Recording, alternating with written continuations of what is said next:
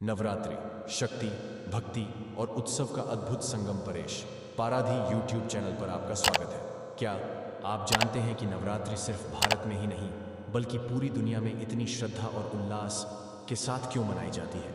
इस अद्भुत पर्व की गहराई और दुनिया भर में इसकी अनोखी परंपराओं को जानने के लिए हमारे साथ बने रहें।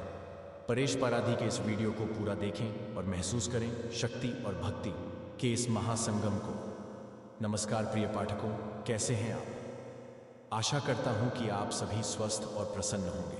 आज हम एक ऐसे पर्व की बात करने जा रहे हैं जो न केवल भारत बल्कि पूरी दुनिया में श्रद्धा, भक्ति और उल्लास के साथ मनाया जाता है, नवरात्रि। नवरात्रि केवल एक पर्व नहीं बल्कि शक्ति, भक्ति और उत्सव का महासंगम है जो हमें आत्मबल, साहस और भक्ति की अद्भुत यात्रा पर ले जाता है। क्या आप जानते हैं कि दुनिया के अलग अलग हिस्सों में नवरात्रि को कितनी अनोखी परंपराओं के साथ मनाया जाता है? वो जर्नौन सो ये कहानी आपके लिए है। लेकिन आगे बढ़ने से पहले अगर आप हमारे चैनल परेश पाराधी पर नए हैं तो जल्दी से सब्सक्राइब करें ताकि आपको ऐसे ही रोचक और धार्मिक विषयों की कहानियां मिलती रहें। रात्रि का अंधकार जब घटने लगे और दिव्यता की लौ जगमगा लगे, तब समझो कि नवरात्रि का आगमन हो चुका है। यह वही समय होता है जब भारत के कोने कोने में देवी दुर्गा की आराधना का उत्सव अपने चरम पर होता है। नवरात्रि सिर्फ एक पर्व नहीं बल्कि शक्ति की आराधना, भक्ति की पराकाष्ठा और सांस्कृतिक विविधताओं का अनुपम संगम है। भारत के विभिन्न राज्यों में इसे अलग अलग तरीकों से मनाया जाता है। हर राज्य और हर देश में इसे अलग अलग परंपराओं के साथ मनाया जाता है। और तो और विदेशों में बसे भारतीयों ने भी इसे अपनी परंपराओं के साथ जीवंत बनाए रखा है। कोई गरबा में झूमता है तो कोई देवी के 9 रूपों की पूजा करता है, कोई रामलीला देखता है तो कोई दुर्गा पूजा के भव्य पंडालों में दर्शन करता है। और विदेशों में बसे भारतीयों ने भी इसे अपनी संस्कृति के साथ कैसे जीवंत रखा है। तो चलिए इस अद्भुत यात्रा पर निकलते हैं और जानते हैं कि कैसे नवरात्रि की यह पावन धारा भारत से लेकर विदेशों तक प्रवाहित होती है। गुजरात से लेकर अमेरिका और बंगाल से लेकर नेपाल तक नवरात्रि का रंग किस तरह बिखरता है, आइए इस कथा के माध्यम से जानते हैं। गुजरात में नवरात्रि का मतलब सिर्फ उपवास और पूजा नहीं बल्कि यह रंगों, नृत्य और उल्लास का पर्व होता है। जैसे ही शाम ढलती है, पूरे राज्य में गरबा और डांडिया की धूम मच जाती है। पारंपरिक पोशाकों में सजे युवा और वृद्ध सब मिलकर मां अंबे के चरणों में थिरकने लगते हैं। गुजरात की नवरात्रि का सबसे बड़ा आकर्षण होता है यूनाइटेड वे ऑफ बड़ौदा और गांधीनगर गरबा, जहां हजारों लोग एक साथ गरबा खेलते हैं। एक रात में लाखों दियों की रोशनी, रंग बिरंगे परिधान और ढोल नगाड़ों की गूंज से पूरा राज्य झूम उठता है। क्या आपको गरबा और डांडिया पसंद है? यदि हाँ तो कमेंट में जय माता दी लिखें और बताएं कि आप नवरात्रि कैसे मनाते हैं। अगर नवरात्रि के दौरान सबसे भव्य पूजा देखनी हो तो पश्चिम बंगाल से बेहतर कोई जगह नहीं। यहाँ दुर्गा पूजा केवल एक पर्व नहीं बल्कि एक भव्य उत्सव है जिसमें देवी दुर्गा को महिषासुर का वध करते हुए दर्शाया जाता है। कोलकाता के कुम्हार टोली में महीनों पहले से कारीगर देवी की विशाल मूर्तियां बनाने में लग जाते हैं। पूरे राज्य में भव्य पंडाल बनाए जाते हैं जहां देवी को अलग अलग स्वरूपों में सजाया जाता है।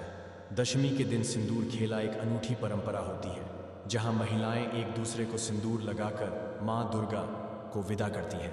उत्तर प्रदेश और बिहार में नवरात्रि का मुख्य आकर्षण रामलीला होती है। वाराणसी, अयोध्या और रामनगर की रामलीला विश्व प्रसिद्ध है, जहां राम के जीवन को मंच पर जीवंत रूप में प्रस्तुत किया जाता है।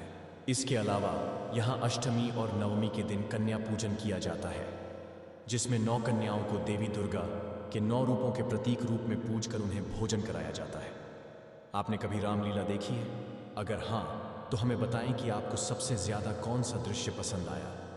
महाराष्ट्र में नवरात्रि की शुरुआत घट स्थापना से होती है, जहां घरों और मंदिरों में मिट्टी के कलश की स्थापना की जाती है। पूरे राज्य में देवी मंदिरों में भव्य पूजा अर्चना होती है। मुंबई और पुणे में नवरात्रि यात्रा निकाली जाती है, जहां श्रद्धालु देवी के विभिन्न मंदिरों की यात्रा करते हैं।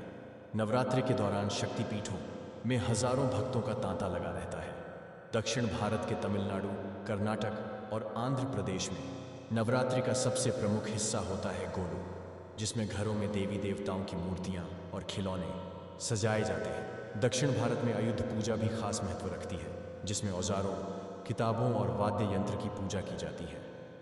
ये विश्वास किया जाता है कि इस दिन देवी सरस्वती से ज्ञान और सफलता की प्रार्थना करनी चाहिए। भारत के पड़ोसी देश नेपाल में नवरात्रि को दशई कहा जाता है, जो वहाँ का सबसे बड़ा त्यौहार है।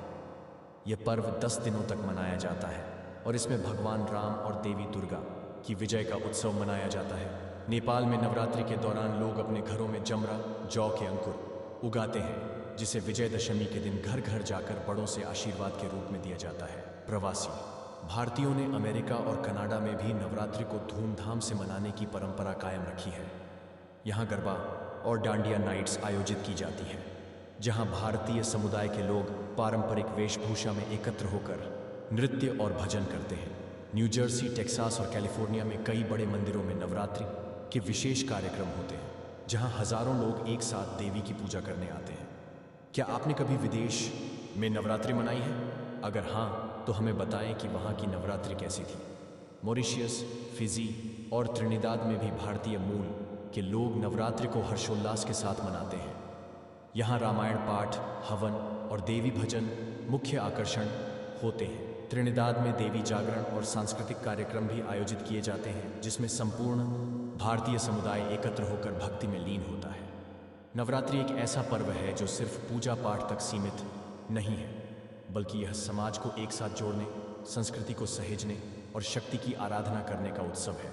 चाहे गुजरात का गरबा हो, बंगाल की दुर्गा पूजा, नेपाल का दशहरा या अमेरिका में बसे भारतीयों का डांडिया उत्सव, हर जगह यह पर्व एक अलग रंग में दिखाई देता है। अगर आपको यह कहानी पसंद आई हो तो इसे लाइक करें, शेयर करें और हमारे चैनल को सब्सक्राइब ज़रूर करें, ताकि आप आगे भी ऐसे ही रोचक और ज्ञानवर्धक विषयों से जुड़े रहें। जय माता दी परेश पाराधी के और भी ज्ञानवर्धक और रोचक कहानियों को देखने के लिए अभी हमारे चैनल को सब्सक्राइब करें और बेल आइकन दबाना न भूलें।